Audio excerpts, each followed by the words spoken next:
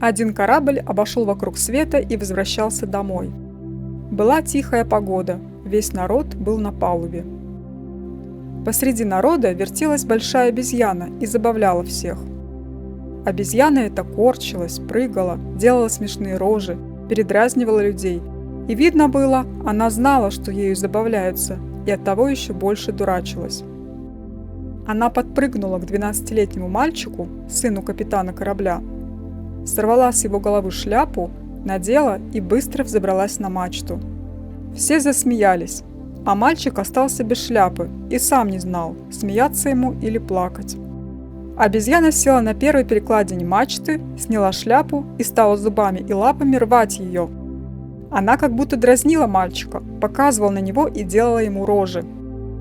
Мальчик погрозил ей и крикнул на нее, но она еще сильнее рвала шляпу.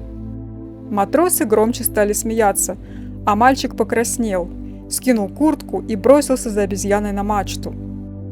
В 1 минуту он взобрался по веревке на первую перекладину, но обезьяна еще ловчее и быстрее его. В ту самую минуту, как он думал схватить шляпу, забралась еще выше. «Ну теперь ты от меня точно не уйдешь!» – закричал мальчик и полез выше. Обезьяна опять подманила его, полезла еще выше, но мальчика уже разобрал задор, и он не отставал.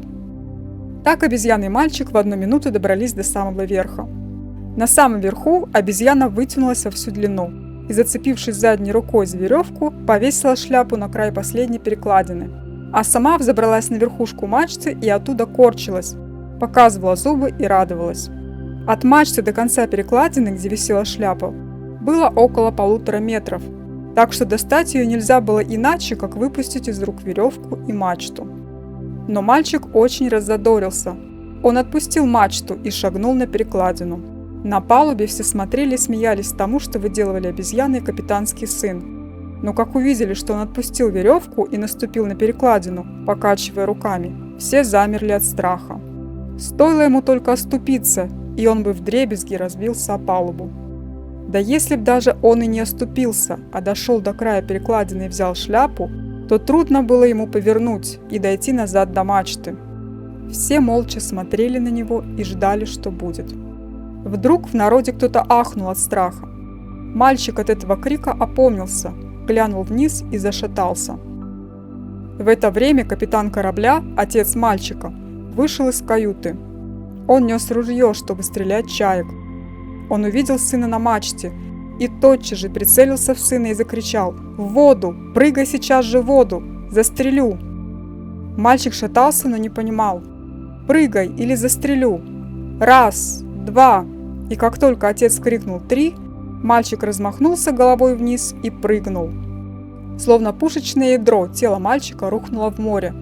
И не успели волны закрыть его, как уже 20 молодцов-матросов спрыгнули с корабля в море. Секунд через 40, они долгими показались всем, вынырнуло тело мальчика. Его схватили и вытащили на корабль. Через несколько минут у него изо рта и из носа полилась вода, и он стал дышать. Когда капитан увидел это, он вдруг закричал, как будто его что-то душило, и убежал к себе в каюту, чтоб никто не видел, как он плачет.